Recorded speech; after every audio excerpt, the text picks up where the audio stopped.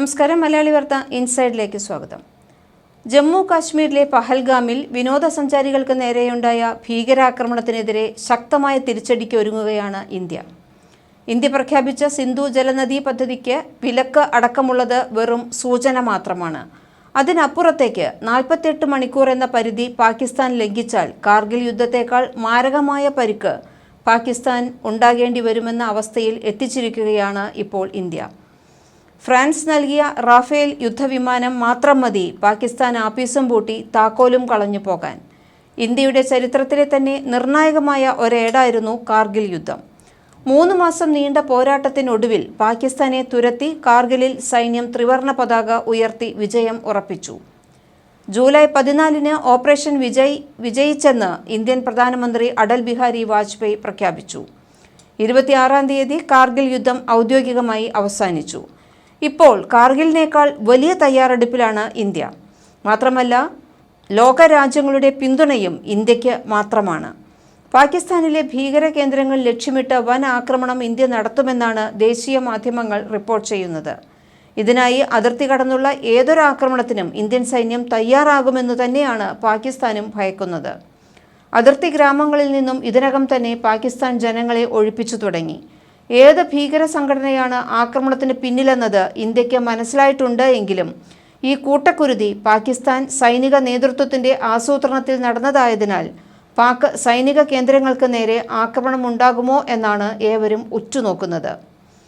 ശാന്തസുന്ദരമായ ഭൂമിയിൽ നടത്തിയ ആക്രമണം ഇന്ത്യയെ എന്നല്ല, ഇന്ത്യക്ക് പുറത്തുള്ള ലോകശക്തികൾ പോലും അംഗീകരിക്കാത്ത നീക്കമായിരുന്നു. പാകിസ്ഥാൻ സർക്കാരിൻ്റെ ഒത്താശയോടെ കഴിഞ്ഞ ദിവസം കാശ്മീരിൽ കണ്ടത് അതാണ്. ക്ഷമയുടെ നെല്ലിപ്പലക കണ്ടിട്ടും രക്ഷയില്ലെങ്കിൽ പിന്നെ എന്തു ചെയ്യും? അതേ നിലപാട് തന്നെയാണ് ഇപ്പോൾ ഇന്ത്യ സ്വീകരിച്ചിരിക്കുന്നതും. 48 മണിക്കൂറിനുള്ളിൽ പെട്ടിയും പ്രമാണവുമെടുത്ത് പാകിസ്ഥാനികൾ ഇന്ത്യ വിടുക, ഇന്ത്യൻ ഹൈക്കമ്മീഷൻ ഉദ്യോഗസ്ഥർ ഉൾപ്പെടെയുള്ളവർ തിരിച്ചെത്തുക. പ്രധാനമന്ത്രി നരേന്ദ്രമോദിയുടെ നേതൃത്വത്തിൽ നടന്ന ഉന്നതതല യോഗത്തിന് ശേഷം വിദേശകാര്യ മന്ത്രാലയം പുറത്തുവിട്ട പ്രസ്താവനയിൽ നിന്നും വായിച്ചെടുക്കാനാകുന്നത് അതുതന്നെയാണ്. തങ്ങളുടെ പൗരന്മാരുടെ ജീവന് പകരം ചോദിച്ചിരിക്കും ഇന്ത്യ. ആക്രമണത്തിൽ പങ്കെടുത്തവരെക്കുറിച്ചും പിന്നിൽ പ്രവർത്തിച്ചവരെക്കുറിച്ചുമുള്ള കൃത്യമായ വിവരങ്ങൾ ഇതിനകം തന്നെ രഹസ്യാന്വേഷണ വിഭാഗങ്ങൾക്ക് ലഭിച്ചു കഴിഞ്ഞു. ഈ വിവരങ്ങൾ സൗദി സന്ദർശനം വെട്ടിച്ചുരുക്കി തിരിച്ചെത്തിയ പ്രധാനമന്ത്രി നരേന്ദ്രമോദിയോട് ദേശീയ സുരക്ഷാ ഉപദേഷ്ടാവ് അജിത് ഡോവൽ റിപ്പോർട്ട് ചെയ്തിട്ടുമുണ്ട്. അമേരിക്കൻ വൈസ് പ്രസിഡന്റ് ഇന്ത്യയിലുള്ളപ്പോൾ നടന്ന ആക്രമണത്തെ അമേരിക്കയും ഗൗരവമായി തന്നെയാണ് കാണുന്നത്. ഇന്ത്യക്ക് ഏതുതരം തിരിച്ചടി നടത്താനും അവകാശമുണ്ട് എന്ന നിലപാടിലേക്ക് ഇപ്പോൾ അമേരിക്കയും മാറിക്കഴിഞ്ഞു. സൗദിയും UAEയും ഉൾപ്പെടെയുള്ള അറബ് രാജ്യങ്ങളും ഇന്ത്യക്ക് ശക്തമായ പിന്തുണ പ്രഖ്യാപിച്ചിട്ടുണ്ട്. സാധാരണക്കാർക്ക് നേരെ നടന്ന ആക്രമണത്തെ ഒരു കാരണവശാലും അംഗീകരിക്കാൻ കഴിയില്ല എന്ന നിലപാടിലേക്ക് America, Russia, Saudi Arabia, Israel, UAE, Italy, Israel, Iran, Britain, France തുടങ്ങിയ രാജ്യങ്ങളെല്ലാം തന്നെ മാറിക്കഴിഞ്ഞു. ആക്രമണത്തിൽ നടുക്കം പ്രകടിപ്പിച്ച ലോകരാജ്യങ്ങൾ ഇന്ത്യക്ക് പ്രഖ്യാപിച്ച പിന്തുണ ഏതുതരം സൈനിക നടപടിക്കുമുള്ള പിന്തുണ കൂടിയാണ്. അതായത്, ഈ ഘട്ടത്തിൽ ഇന്ത്യ ഏതുതരം ആക്രമണം പാകിസ്ഥാനു നേരെ നടത്തിയാലും അതിന് ലോകരാജ്യങ്ങളുടെ പിന്തുണയുണ്ടാകും എന്ന കാര്യം ഉറപ്പാണ്. പാകിസ്ഥാനെ സഹായിക്കുന്ന ചൈനയെപ്പോലും വെട്ടിലാക്കുന്ന നടപടിയാണ് ഇപ്പോൾ പാക് സൈനിക നേതൃത്വത്തിൻ്റെ ഭാഗത്തു നിന്നും ഉണ്ടായിരിക്കുന്നത്. പാക് സൈനിക മേധാവിയുടെ ഇന്ത്യക്ക് എതിരായ പരസ്യമായ വിദ്വേഷ പ്രസംഗത്തിന് തൊട്ടു പിന്നാലെയാണ് തീവ്രവാദികൾ പഹൽഗാമിൽ ആക്രമണം നടത്തിയത്. വലിയ രൂപത്തിലുള്ള തിരിച്ചടിക്കാണ് ഇന്ത്യ ഇപ്പോൾ ഒരുങ്ങുന്നത് എന്നാണ് അന്താരാഷ്ട്ര മാധ്യമങ്ങൾ ഉൾപ്പെടെ റിപ്പോർട്ട് ചെയ്തത്. അതിർത്തി കടന്ന് ഏതു നിമിഷവും ഇന്ത്യയുടെ സൈനിക നടപടി ഉണ്ടാകുമെന്ന് മാത്രമല്ല, ഈ അവസരം ഉപയോഗിച്ച് പാക് അധീന കാശ്മീർ കൂടി ഇന്ത്യ പിടിച്ചെടുക്കുമോ എന്നതും പ്രസക്തമായ ചോദ്യമായി ഉയർന്നു കഴിഞ്ഞു. നോർത്തേൺ കമാൻഡ് ഉൾപ്പെടെയുള്ള വിവിധ സേനാ സംവിധാനങ്ങൾ എന്തിനും തയ്യാറായാണ് നിലയുറപ്പിച്ചിരിക്കുന്നത്. കരസേനയ്ക്ക് പുറമെ നാവിക വ്യോമസേനകളും നിർദ്ദേശത്തിനായി കാത്തിരിക്കുന്ന സാഹചര്യമാണ് ഉള്ളത്. ആക്രമണത്തിൽ പങ്കില്ലെന്ന് വ്യക്തമാക്കി പാകിസ്ഥാൻ രംഗത്ത് വന്നിട്ടുണ്ടെങ്കിലും ഈ വാദത്തെ തള്ളിക്കളയുകയാണ് ഇന്ത്യ ചെയ്തിരിക്കുന്നത്.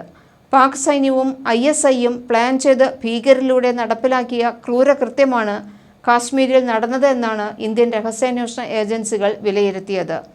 പഹൽഗാം ഭീകരാക്രമണത്തിൻ്റെ ഉത്തരവാദിത്തം ഏറ്റെടുത്ത റെസിസ്റ്റൻസ് ഫ്രണ്ട് എന്ന TRF പാകിസ്ഥാൻ ഭീകര സംഘടനയായ ലഷ്കർ-ഇ-തോയ്ബയുടെ നിഴൽ ഗ്രൂപ്പ് എന്നാണ് ഇന്ത്യൻ ഏജൻസികൾ പറയുന്നത്. TRF അംഗങ്ങൾ ജമ്മുവിലെ കിഷ്ത്വാറിൽ നിന്ന് കടന്ന് ദക്ഷിണ കാശ്മീരിലെ കൊക്കർനാഗ് വഴി ബൈസരനിൽ എത്തിയിരിക്കാനാണ് സാധ്യതയെന്നും ഉദ്യോഗസ്ഥർ വിലയിരുത്തി. ഇതിനിടെ 2 കൊടും ഭീകരരെ സൈന്യം വെടിവെച്ച് കൊന്നുകഴിഞ്ഞു. മേഖലയിൽ ഇപ്പോഴും ഭീകരർക്കായി തെരച്ചിൽ തുടരുന്നു. കേന്ദ്ര ആഭ്യന്തര മന്ത്രാലയത്തിന്റെ 2023 വിജ്ഞാപനമനുസരിച്ച് ആർട്ടിക്കിൾ 370 റദ്ദാക്കൽ, 2019 ഓഗസ്റ്റിൽ ജമ്മു കാശ്മീരിന്റെ പ്രത്യേക പദവി എടുത്തുകളയൽ എന്നീ നടപടികൾക്ക് ശേഷമാണ് TRF എന്ന ഭീകര സംഘടന രൂപം കൊണ്ടിരിക്കുന്നത്.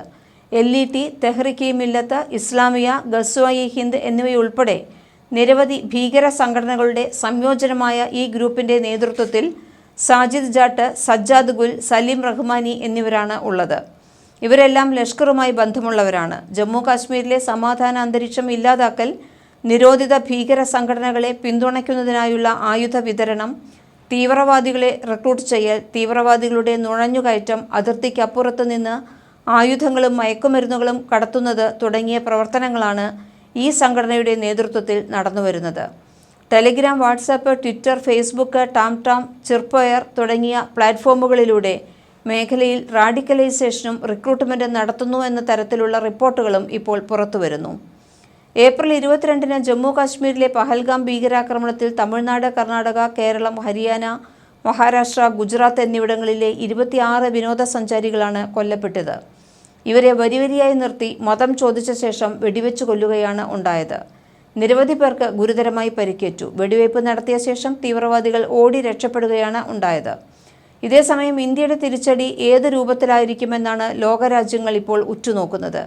ഈ തിരിച്ചടി ഇന്ത്യ പാക് യുദ്ധത്തിൽ കലാശിക്കുമോ എന്ന ആശങ്കയും ശക്തം തന്നെയാണ്. സർജിക്കൽ സ്ട്രൈക്ക് നടത്തി മുൻപ് പാകിസ്ഥാനിലെ ഭീകര കേന്ദ്രങ്ങൾ ആക്രമിച്ച ഇന്ത്യ ഈ ഘട്ടത്തിൽ തിരിച്ചടിക്കുമ്പോൾ അത് പാകിസ്ഥാൻ ഒരിക്കലും മറക്കാൻ പറ്റാത്ത മുറിവായി മാറുവാനാണ് സാധ്യത.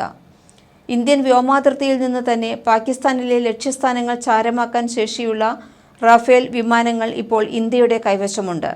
ഫ്രാൻസിൽ നിന്നും എത്തിയ ഈ ആധുനിക ഫൈറ്റർ വിമാനത്തിന് പാകിസ്ഥാന്റെ രുചിയറിയാനുള്ള അവസരമാണ് ഇപ്പോൾ സംജാതമായിരിക്കുന്നത്. 4th ജനറേഷൻ അഥവാ 4ാം തലമുറയിൽപ്പെട്ട ഫ്രഞ്ച് നിർമ്മിത അറ്റാക്ക് വിമാനമായ റാഫേൽ വിമാനങ്ങളിൽ ഇരട്ട എഞ്ചിനുകളാണ് ഉള്ളത്. കൂടാതെ ഇവ ആണവായുധം വഹിക്കാൻ കഴിയുന്ന സെമി സ്റ്റെൽത്ത് പോർ വിമാനങ്ങൾ കൂടിയാണ്. 3 സിംഗിൾ സീറ്ററുകളും 2 ഇരട്ട സീറ്ററുകളുമുള്ള ഈ വിമാനങ്ങളുടെ വിവിധ മോഡലുകളാണ് ഫ്രാൻസ് ഇന്ത്യക്ക് കൈമാറിയിരിക്കുന്നത്. Air to air Meteor, air to ground SCALP, HAMMER മിസൈലുകൾ എന്നീ മാരകമായ ആയുധങ്ങളാണ് റാഫേലിൽ ഘടിപ്പിക്കാൻ കഴിയുക. അതിനാൽ മാരക പ്രഹരശേഷിയുള്ള അത്യാധുനിക യുദ്ധവിമാനങ്ങളുടെ ശ്രേണിയിൽ മുൻനിരക്കാരനായാണ് ഇത് വിലയിരുത്തപ്പെടുന്നത്. 37 കിലോമീറ്ററോ അതിൽ കൂടുതൽ ദൂരമുള്ള വസ്തുക്കളെയോ നശിപ്പിക്കാൻ കഴിയുന്ന മിസൈലുകളാണ് ബിയോണ്ട് വിഷ്വൽ റേഞ്ച് മിസൈൽസ്. റാഫേലിൽ ഈ മിസൈലുകളുടെ പരിധി 150 കിലോമീറ്ററിലും അധികമാണ്. അതിനാൽ 150 കിലോമീറ്റർ അകലെ ഇന്ത്യയുടെ അതിർത്തിക്കുള്ളിൽ നിന്ന് തന്നെ പാകിസ്ഥാനെതിരെ റാഫേൽ വിമാനങ്ങൾക്ക് മിസൈൽ ആക്രമണം നടത്താൻ കഴിയും. ഇതുകൂടാതെ വിമാനങ്ങൾക്ക് ലേസർ ഗൈഡഡ് ബോംബുകൾ വഹിക്കാനുള്ള ശേഷിയുമുണ്ട്. മറ്റൊരു പ്രത്യേകത റാഫേലിൻ്റെ കോമ്പാക്റ്റ് റേഡിയോസ് 3700 കിലോമീറ്ററാണ് എന്നതാണ്. എന്നുവെച്ചാൽ ഒറ്റത്തവണ ഇന്ധനം നിറച്ചാൽ 3700 കിലോമീറ്റർ ദൂരം വരെ പറക്കാൻ ഈ പോർ വിമാനത്തിന് കഴിയും.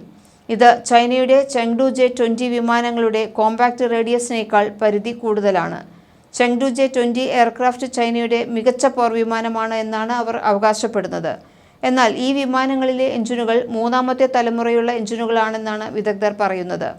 റാഫേൽ വിമാനങ്ങൾ ഇവയേക്കാൾ ശക്തിയേറിയ M88 എഞ്ചിനുകളാണ് ഉപയോഗിക്കുന്നത്. മറ്റു യുദ്ധവിമാനങ്ങളെക്കാൾ ഉയരത്തിൽ പറക്കാനും ഇതുവഴി സാധിക്കും.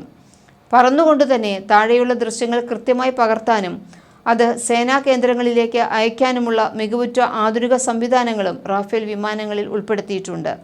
ഇതുകൂടാതെ റാഫേൽ വിമാനങ്ങൾക്ക് അതിൻ്റെ 1.5 മടങ്ങ് ഭാരമുള്ള ലോഡുകൾ വെച്ച് പറക്കാനും കഴിയും. എന്നാൽ ചൈനയുടെ ചെങ്ഡു J-20 വിമാനങ്ങൾക്ക് 1.2 മടങ്ങ് ഭാരമുള്ള ലോഡുകൾ വഹിക്കാനേ കഴിയുകയുള്ളൂ. അതിനാൽ ചെങ്ഡു വിമാനങ്ങളെക്കാൾ ആയുധങ്ങളും കൂടുതൽ ഇന്ധനവും റാഫേലിന് വഹിക്കാൻ കഴിയും. അഫ്ഗാനിസ്ഥാൻ, ലിബിയ, മാലി എന്നീ രാജ്യങ്ങളിൽ ഇതിനകം തന്നെ ഫ്രഞ്ച് വ്യോമസേനയുടെ ദൗത്യങ്ങളിൽ പങ്കെടുത്തിട്ടുള്ള റാഫേൽ യുദ്ധരംഗത്തെ ഇതിനകം തന്നെ കഴിവ് തെളിയിച്ചിട്ടുണ്ട്. എന്നാൽ ചെങ്ഡു J-20 വിമാനങ്ങൾക്ക് യഥാർത്ഥ യുദ്ധരംഗത്ത് പ്രവർത്തിച്ച ചരിത്രവുമില്ല. വലിയ തോതിൽ ശത്രു സൈന്യത്തിനെ ഭയപ്പെടുത്തുന്ന ഹാമർ അഥവാ highly agile modular ammunition extended range മിസൈലുകളാണ് ഇവ. ഇത് എയർ ടു ഗ്രൗണ്ട് മിസൈലുകൾ കൂടിയാണ്. ശത്രു സൈന്യത്തിന്റെ ബങ്കറുകളോ പർവ്വത പ്രദേശങ്ങളിലുള്ള സൈനിക ഷെൽട്ടറുകളോ തകർക്കാൻ കഴിയുന്ന സവിശേഷതയാണ് ഈ മിസൈലുകൾക്കുള്ളത്. റാഫേൽ വിമാനങ്ങളിൽ 6 ഹാമർ മിസൈലുകൾ വഹിക്കാനും ഒരേ സമയം ഈ മിസൈലുകൾ വെച്ച് നിരവധി ആക്രമണങ്ങൾ നടത്താനും ശേഷിയുണ്ട്. പ്രധാനമായും ചൈനയുടെയും US-ൻ്റെയും പഴയ യുദ്ധവിമാനങ്ങളെ ആശ്രയിക്കുന്ന പാകിസ്ഥാനെ റാഫേൽ ഉപയോഗിച്ച് ഇന്ത്യ പ്രഹരിച്ചാൽ അത് താങ്ങാൻ കഴിഞ്ഞെന്നു വരില്ല. അമേരിക്കയുടെ ആധുനിക യുദ്ധവിമാനമായ M16 വെടിവെച്ചിട്ട S-400 ട്രയംഫ് എന്ന റഷ്യയുടെ മിസൈൽ പ്രതിരോധ സംവിധാനവും ഇന്ന് ഇന്ത്യയുടെ പ്രതിരോധ കരുത്താണ്. ലോകത്തിലെ ഏറ്റവും ശക്തമായ ഈ സംവിധാനം ഉപയോഗിച്ച് ഏത് പാകിസ്ഥാൻ വിമാനത്തെയും മിസൈലുകളെയും തകർക്കാനും ഇന്ത്യൻ സൈന്യത്തിന് എളുപ്പത്തിൽ കഴിയും. അതേസമയം പാകിസ്ഥാനോടുള്ള നിലപാട് കൂടുതൽ കടുപ്പിച്ച ഇന്ത്യ സിന്ധു നദീജല കരാർ റദ്ദാക്കുന്നത് ഉൾപ്പെടെ പ്രധാനപ്പെട്ട 5 തീരുമാനങ്ങൾ പ്രഖ്യാപിച്ചു കഴിഞ്ഞു.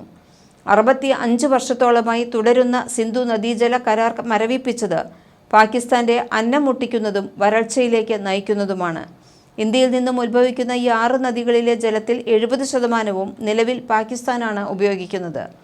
ഇന്ത്യ പാക് യുദ്ധസമയത്ത് പോലും സ്വീകരിക്കാത്ത കടുത്ത നടപടി തന്നെയാണ് ഇപ്പോൾ ഇന്ത്യ സ്വീകരിച്ചിരിക്കുന്നത്.